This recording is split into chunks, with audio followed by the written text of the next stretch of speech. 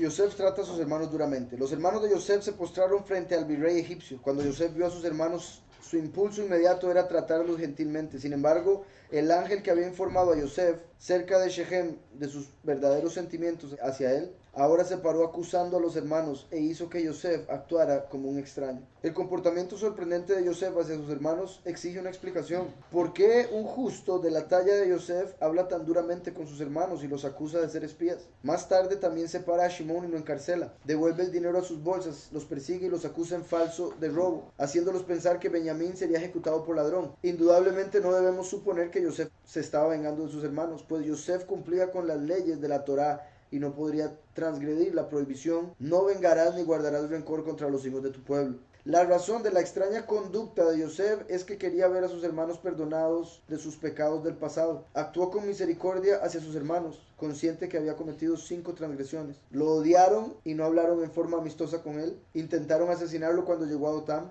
Lo arrojaron a la fosa, lo vendieron como esclavo, entristecieron a su padre Jacob al hacerle creer que Yosef había sido devorado por un animal salvaje. Cada aspecto de la conducta de Yosef hacia sus hermanos fue calculado para hacerlos sufrir por cada uno de sus errores, para que sus pecados fuesen redimidos en este mundo. Yosef hizo lo que hizo para que ellos rectificaran por sus pecados, cada una de las cosas que hizo. Las acciones de Yosef no fueron inducidas por la malicia o el odio personal, sino dictaminadas en consideración por sus hermanos para exonerarlos de culpa. Yosef les habló severamente a sus hermanos para que encontraran redención por haberle hablado duramente a él. Como intentaron matarlo, buscó pretextos para acusarlos. Lo arrojaron a la fosa y por lo tanto los arrojó en una prisión. Como habían secuestrado a Yosef y lo habían vendido, puso el dinero en sus bolsas para poder acusarlos de ladrones. A cambio de haber entristecido a su padre, Yosef los hizo sufrir, acusándolos de haber robado su copa de plata. Todas las acusaciones severas que Yosef hizo contra sus hermanos eran para bien de ellos, y leshem shamaim, para que hicieran teshuvá y así se salvaran del Gehinam. Entonces era dictaminado por el cielo para que se arrepintieran y no se fueran al infierno. ¿De dónde vienen? Yosef preguntó a sus hermanos. Venimos de la tierra de Canaán para comprar comida, contestaron. Yosef levantó su copa de plata. ¿Ven mi copa mágica? Me revela todo, les dijo. La golpeó con su dedo y continuó. Veo en mi copa mágica que ustedes son espías. Ingresaron por distintas entradas para descubrir los puntos débiles del país. Recuerdan que esto se explicaba en el libro de Yasher. No, mi amo, somos inocentes, no somos espías, venimos a comprar cereal. Nuestro padre nos ordenó que ingresáramos separadamente para no despertar el mal de ojo, protestaron los hermanos. Eso quiere decir que el mal de ojo sí es algo real. Por eso es que Yosef siempre andaba viendo para el suelo. Porque así como las palabras son muy poderosas, en la boca está el poder de la vida y la muerte. Uno puede decirle a alguien algo que vaya a causar aún muerte, por ende todo menor a eso. Igualmente una mirada con odio puede causar algo.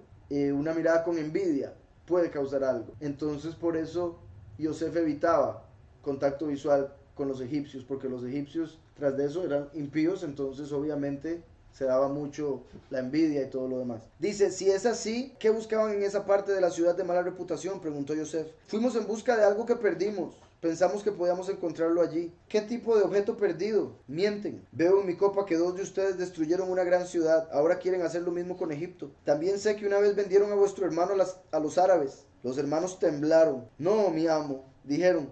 Tus sirvientes eran 2 hermanos, los hijos de un hombre que vive en Canaán. ¿Dónde están los otros 2 hermanos? El menor está con nuestro padre y el otro no está aquí. ¿Dónde está?, cuestionó Yosef. Lo vendimos. ¿Por cuánto?, preguntó Yosef. Por 5 selaim. Si alguien se los vuelve a vender por 5 selaim, ¿lo comprarían? Yosef quería saber. Lo haríamos. ¿Qué pasa si su amo pide 10 selaim para regresárselos?, preguntó Yosef. Pagaríamos 10 selaim. ¿Qué pasa si pidiera un rescate de 100 selaim?, cuestionó Yosef. Lo pagaríamos, dijeron los hermanos. Quizás su amo se niega a liberarlo, insistió Yosef. Vinimos preparados para eso. Mataremos o seremos matados. Eso es lo que digo, dijo Yosef triunfante. Ustedes vinieron a matar a los habitantes de la ciudad. Les pediré que prueben la verdad de vuestras afirmaciones. Por la vida del faraón no se irán de aquí a menos que vuestro hermano menor venga también. Cuando Yosef hacía una promesa en falso, lo hacía por la vida del faraón. Los hermanos, que no se habían dado cuenta de que él no evaluaba la vida del faraón, pensaron que había prometido por la vida del faraón como si fuera su más preciada posesión. A partir de la conducta de Yosef es evidente que, a pesar de su posición altiva, se mantuvo fiel a los preceptos de la Torá. No haría una promesa en falso en nombre de Yahweh, porque no quería pronunciar el nombre celestial en vano. Yosef ordenó a sus hermanos: uno de ustedes vaya a buscar a vuestro hermano menor de la tierra de Canaán, mientras que los otros permanecen aquí en prisión.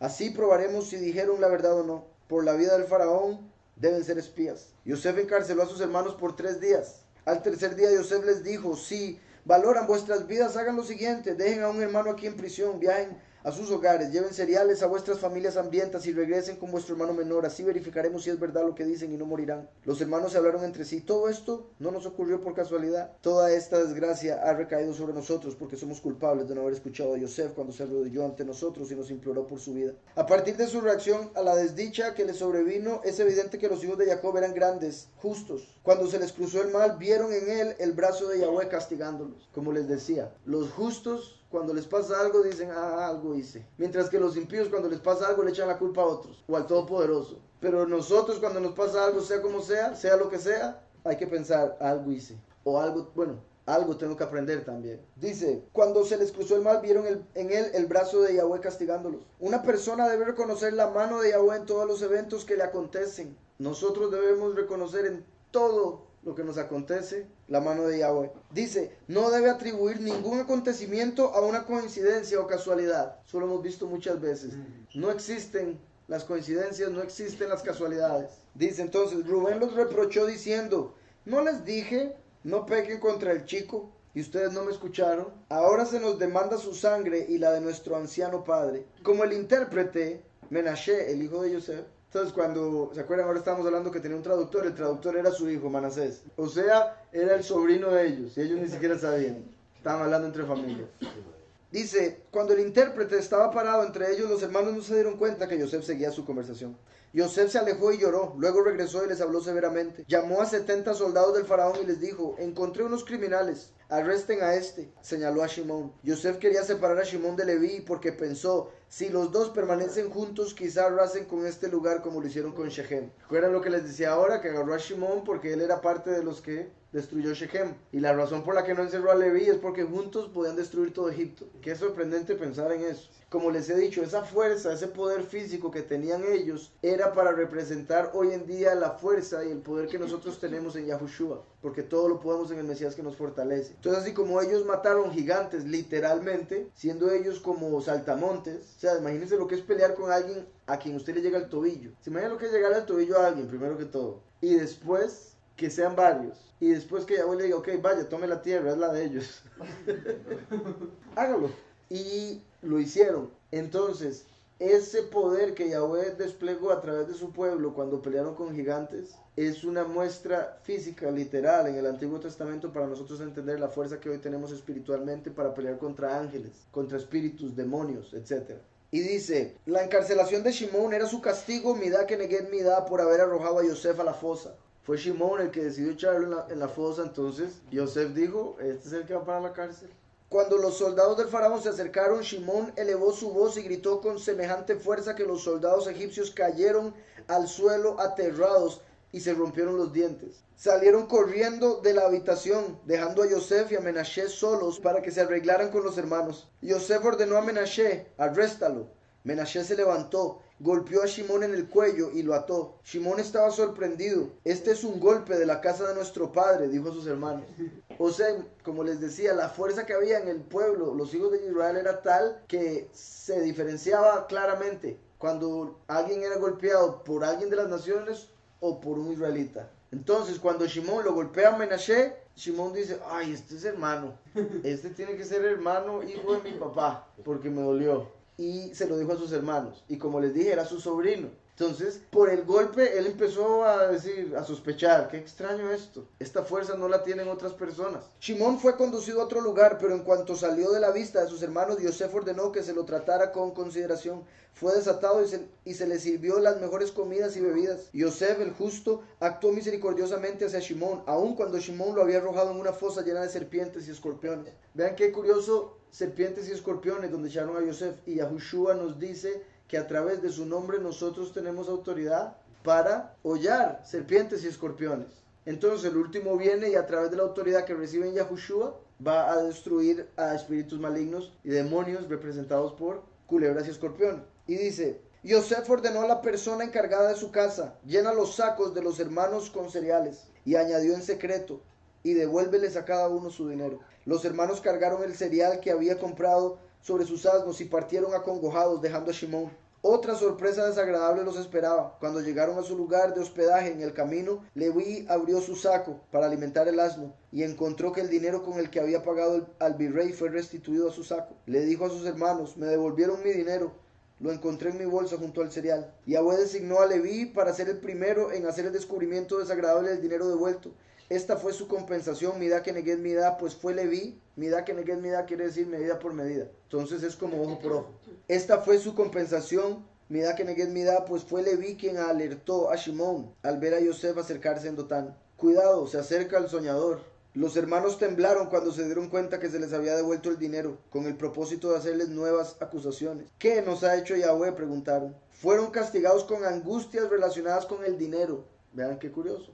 ¿Se acuerdan que les dije ahora que el pueblo cristiano, que serían donde están la mayoría de los israelitas de las tribus perdidas, pasarían angustia en este tiempo final por haber matado al Mesías hace 2000 años? Y aquí dice que la angustia que pasaron tuvo que ver con dinero, por haber vendido a Yosef. Judas vendió a Yahushua. Y qué curioso que hoy en día el pueblo, por las maldiciones que cayeron, según Deuteronomio, por la idolatría del pueblo y todo lo demás, el exilio en el que estamos y todo eso, una de las cosas es que no somos súper adinerados, como lo éramos y como lo podríamos ser si tuviésemos toda bendición de lo alto. No que el dinero sea el principal reflejo de una bendición, que quede claro, de hecho es como el último. Por eso digo, si tuviésemos toda la bendición, tendríamos también eso. Pero como Yahweh nos exilió por todo el mundo, por eso, por ejemplo, el pueblo latino vive en países tercermundistas, ¿verdad? Pobres, básicamente. Entonces aquí estamos viendo que ellos pasaron angustia relacionada con el dinero. ¿Por qué? Por haber vendido a Yosef.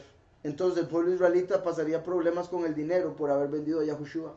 Qué curioso que los judíos son los que más dinero tienen en este mundo.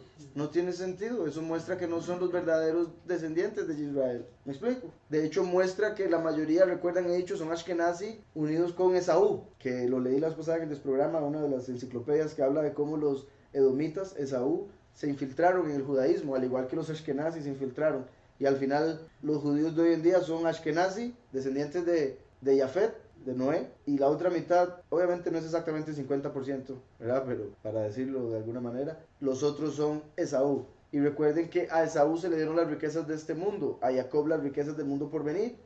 Por eso es que nosotros ahorita todavía no estamos de reyes y todo lo demás que vamos a obtener. Y por eso los judíos tienen todo el dinero del mundo, porque en realidad son Esaú y tienen las riquezas de este mundo.